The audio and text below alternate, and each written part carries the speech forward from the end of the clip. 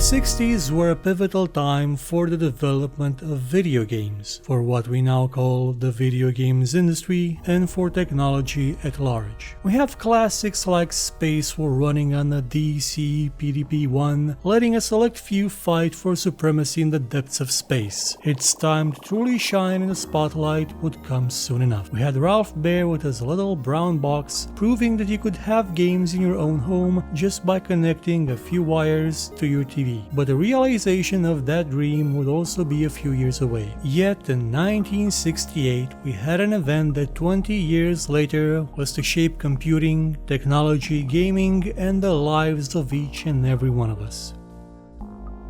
For you see, in 1968, a few former employees of Fairchild Semiconductor got together to form their own company. Their names were Robert Noyce and Gordon Moore, and the company was to be called NM Electronics, and it would soon be renamed to something a bit more descriptive, Integrated Electronics, or as it's better known today, Intel. Creators of the x86 CPU we use in just about every home computing device and most servers, and could have powered most smartphones too had they not declined Apple's offer. What's an Apple? You may ask. Well, you probably know that already, but we'll get to them in a few weeks. Intel didn't release any products that year, but the technology they would develop will make its presence felt over the next few decades. And one of Gordon Moore's observations that the number of transistors in a dense integrated circuit would double every 2 years even became a sort of law, in the sense that it's the dominant trend in the development of microchips. Not because people choose to respect it, but because that's the rate at which technology improves with current methods.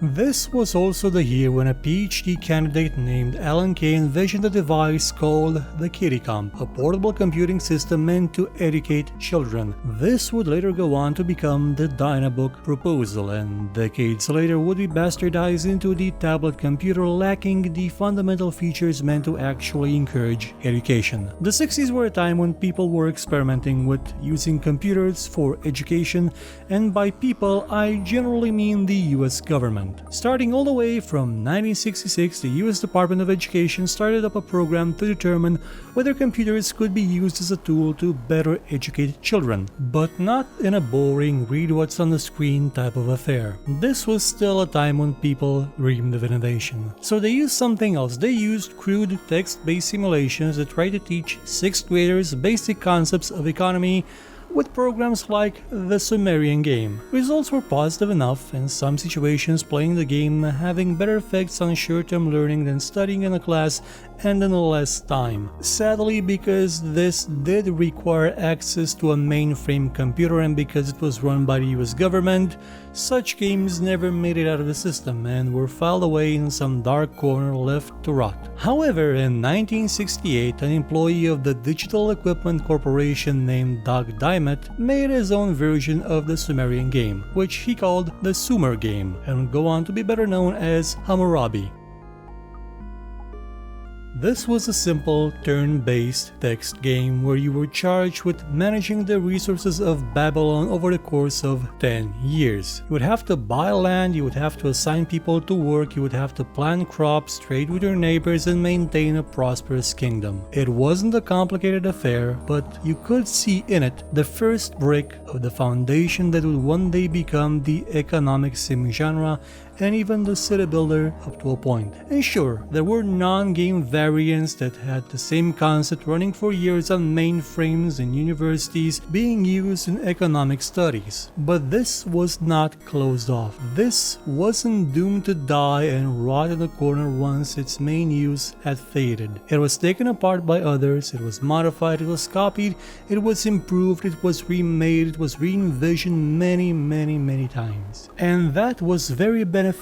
It still is. The concept of being able to analyze a game, to take it apart, to improve upon it, to rework it, to modify it, is one of the pillars of video games. It's why we have modding. It's why we have so many great games built just because someone was inspired by a previous game and tinkered with it in the hopes of improving it. That is why Hammurabi would be the game to best describe 1968. also because there weren't many games made in that year.